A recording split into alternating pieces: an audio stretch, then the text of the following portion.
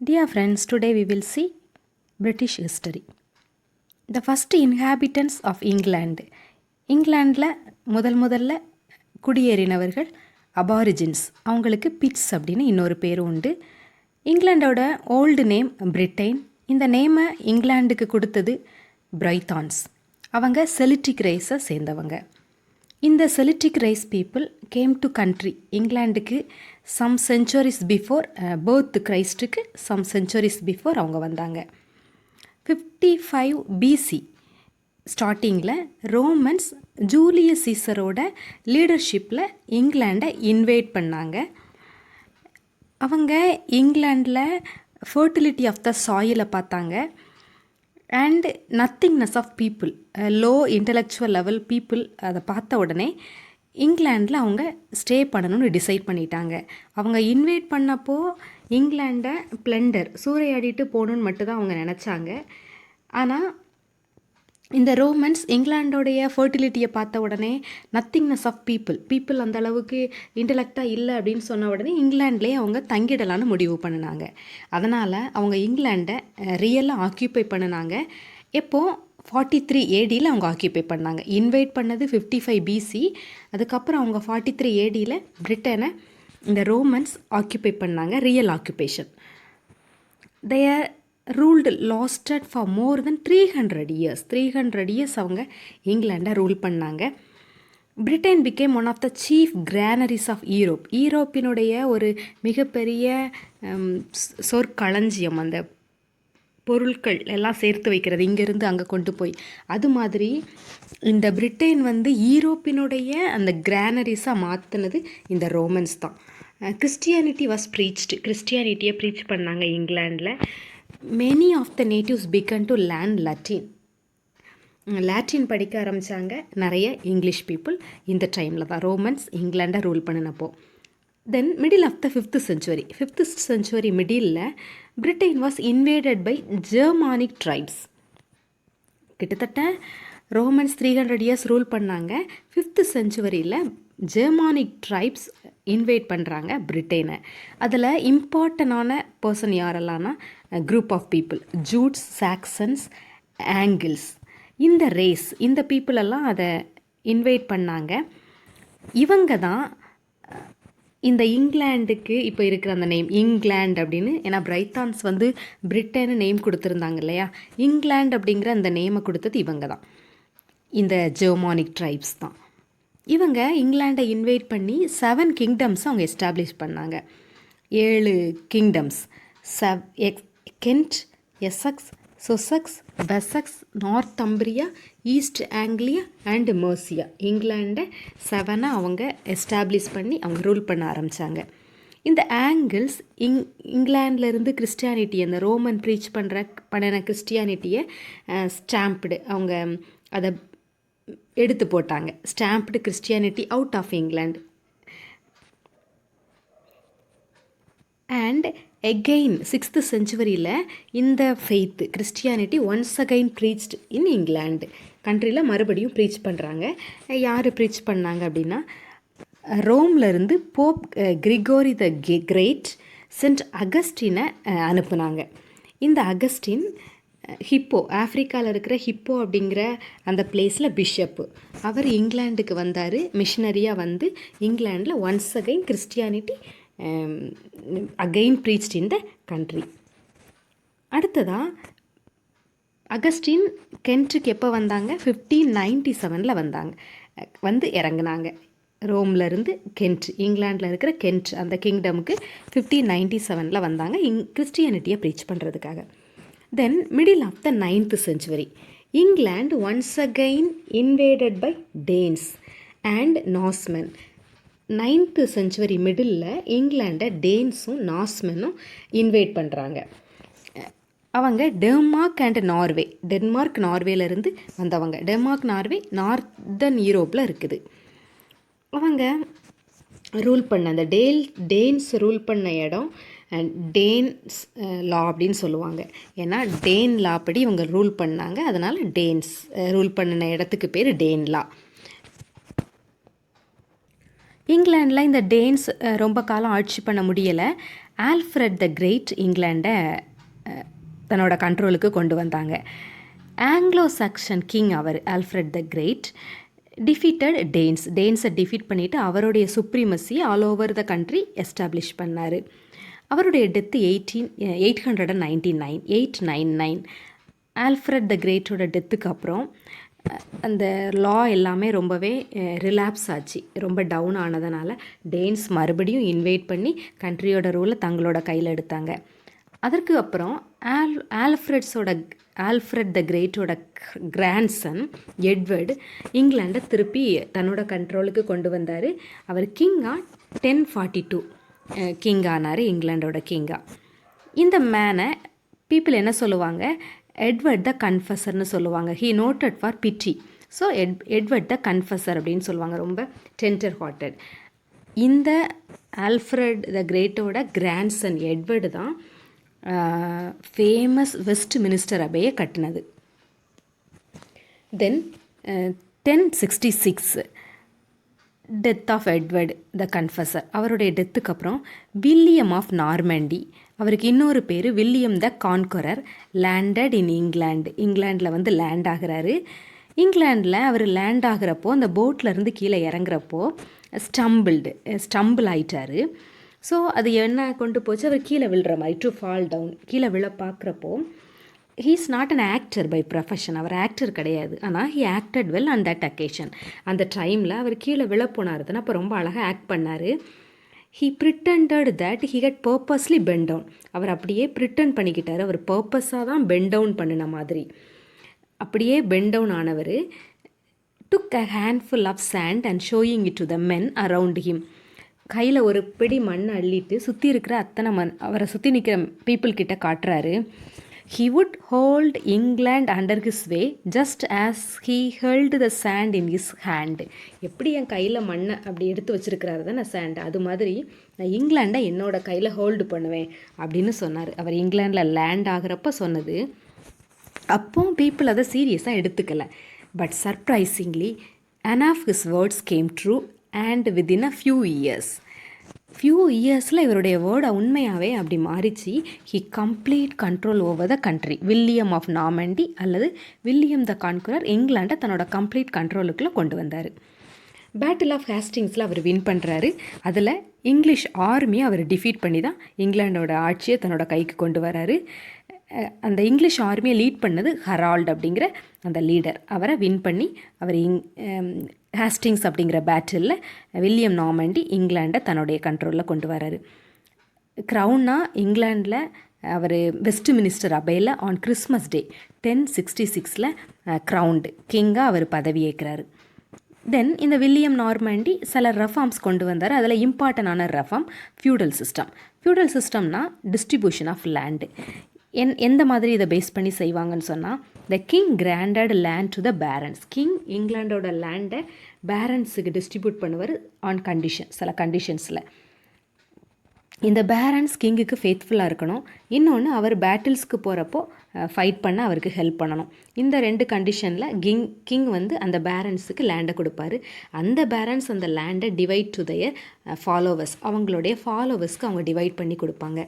இதில் லேண்டை கொடுக்குறவர் த கிராண்டர் was called Lord அப்படின்னு சொல்லி அழைச்சாங்க. த ரிசீவர், யாரெல்லாம் லேண்டை வாங்கிக்கிறாங்களோ அவங்களுக்கு வாசல்ஸ்னு பேர்.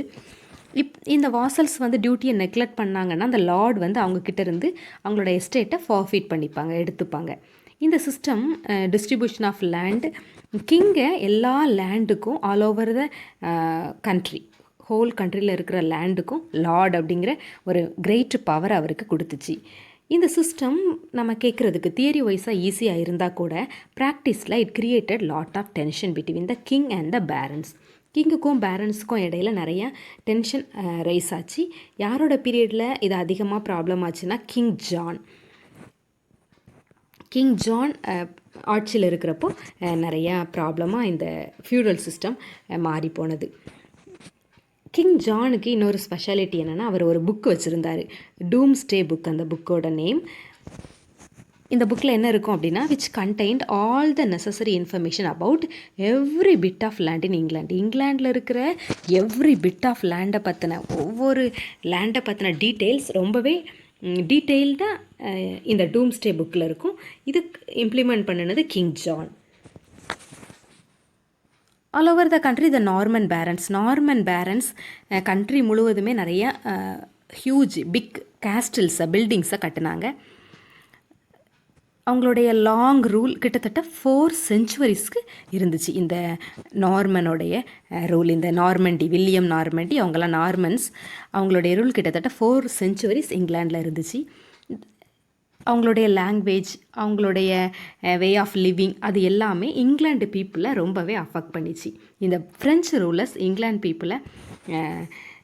People were very much influenced by their French ரூலர்ஸ்னால அவங்க ரொம்பவே இன்ஃப்ளூயன்ஸ் ஆனாங்க. William of Normandy died in the year 1087. William the second அவருக்கு அடுத்ததாக கிங்காக மாறுறாரு. அவருக்கு இன்னொரு பேர் William Rufus. He was a cruel man. ரொம்பவே கொடுமையான ஒரு மனுஷனாக இருக்கிறாரு. அவர் ஒரு ட்ராஜிக் சர்க்கம்ஸ்டன்சஸில் அவர் இறந்து போனார். எப்படி அப்படின்னு சொன்னால், pierced with an arrow drawn by an unknown hand. எங்கேருந்து வந்ததுன்னே தெரியாது. ஒரு ஆரோ ஒரு அம்பு அவரை தாக்கினது. அவர் ஹண்டிங்க்கு போனப்போ, நியூ ஃபாரஸ்ட்டில் அவர் ஹண்டிங்க்கு போனப்போ யாரோ தெரியாத ஒருத்தர்கிட்டேருந்து வந்த ஆரோ இந்த க்ரூயல் மேன் வில்லியம் ரூஃபஸ் அல்லது வில்லியம் த செகண்ட் மரித்து போகிறதுக்கு காரணமாக இருந்துச்சு. Morning his dead body was found by some foresters. Morning தான் அவருடைய டெட் பாடியை ஃபவுண்ட் பண்ணுறாங்க சில ஃபாரஸ்டர்ஸ். அவங்க அதை carried it on a cart to Westminster, the country's capital. அப்போ இங்கிலாண்டோட கேபிட்டலாக வெஸ்ட்மினிஸ்டர் இருக்குது. கண்ட்ரியோட கேபிட்டலுக்கு அந்த ஃபாரஸ்டர்ஸ் தான் கொண்டுட்டு வர்றாங்க.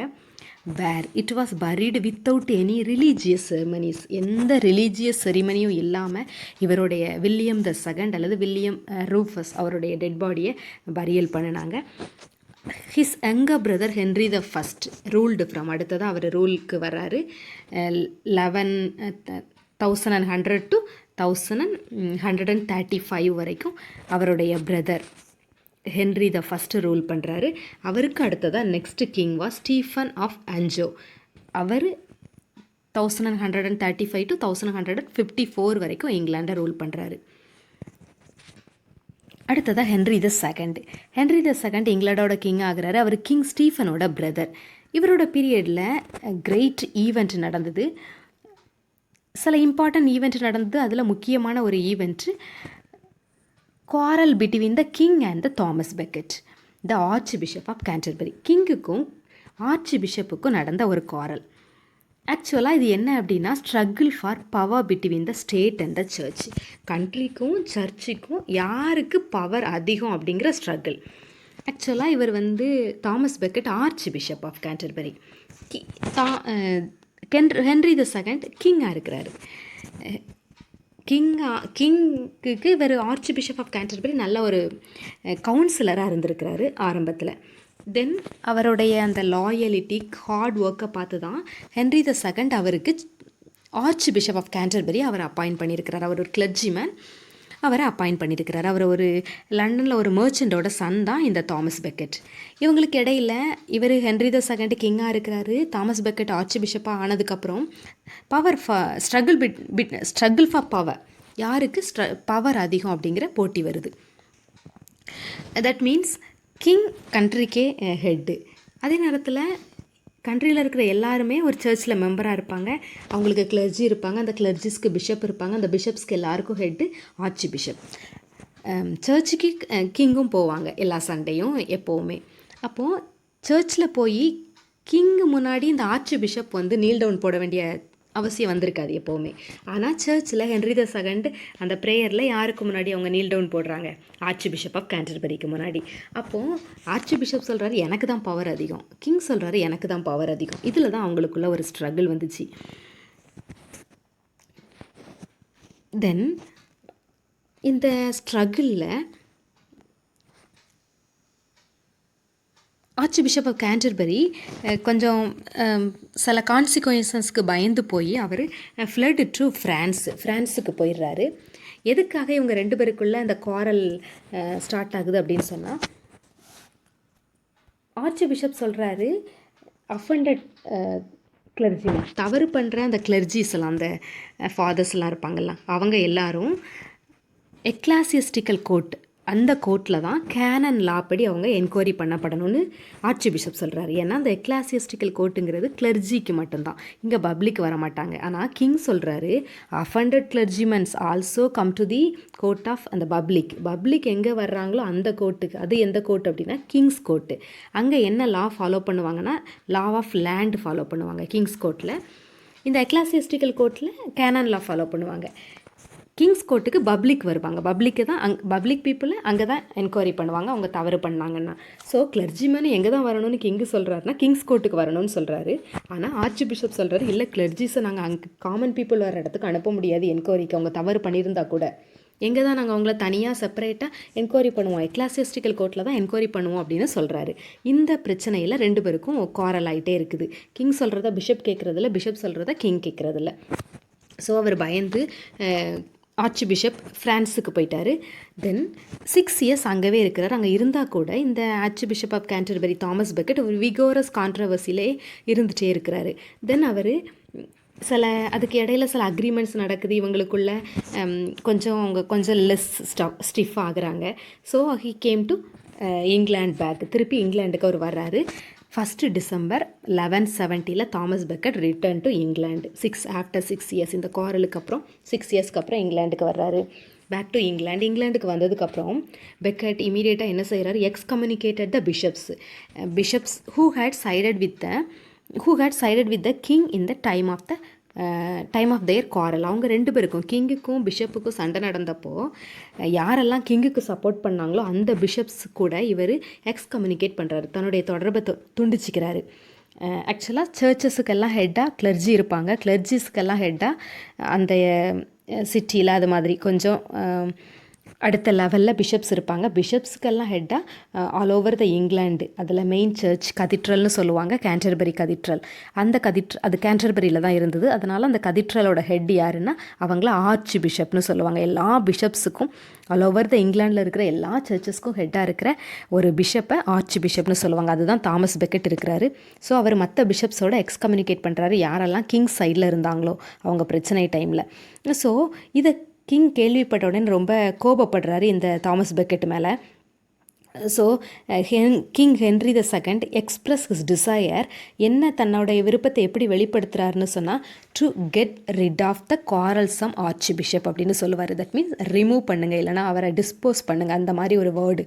ஆனால் some of the servile man took his word at the face value and proceeded to Canterbury. அவருடைய ஃபேஸ் வேல்யூக்காக, கிங்கை திருப்திப்படுத்தணுங்கிறதுக்காக அவருடைய சர்வேல்மேன் இல்லைனா நைட்ஸு அவங்க என்ன செய்கிறாங்க, அவங்க கிங்குக்காக ஃபைட் பண்ணுறவங்க, அந்த சோல்ஜர்ஸ் மாதிரி இருக்கிற அந்த நைட்ஸ் என்ன செய்கிறாங்க, கிங் சொல்கிறாரு இல்லையா, get rid of the quarrelsome archbishop, இந்த ஒரு வேர்டை அவங்க எடுத்துக்கிட்டு நேராக கேன்டர்பரி சர்ச் கதீட்ரலுக்குள்ளே போகிறாங்க.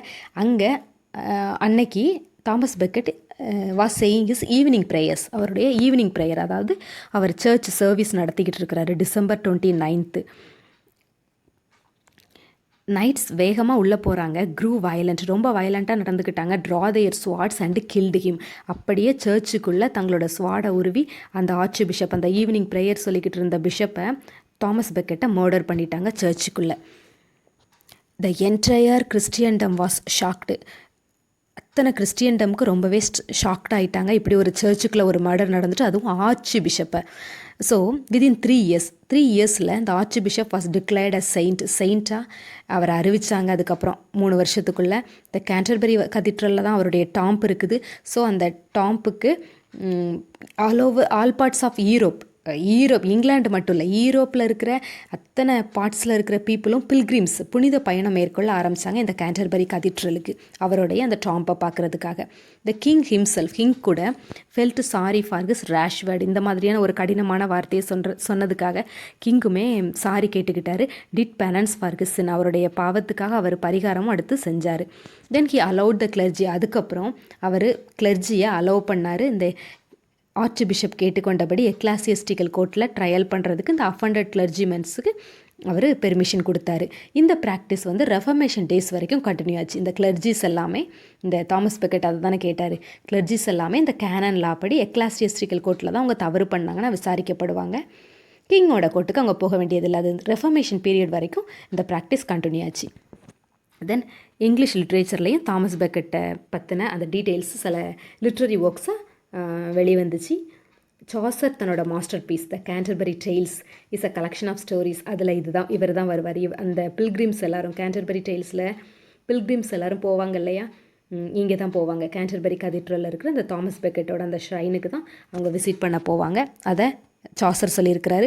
அடுத்ததான் ஜார்ஜ் டார்லே அப்படிங்கிற ஐரிஷ் ட்ராமட்டிஸ்ட்டு, ஆல்ஃப்ரட் டெனிசன், இவங்க 2 பேரும் தங்களுடைய ட்ராமாஸில் தாமஸ் பெக்கெட் பற்றி எழுதியிருக்கிறாங்க.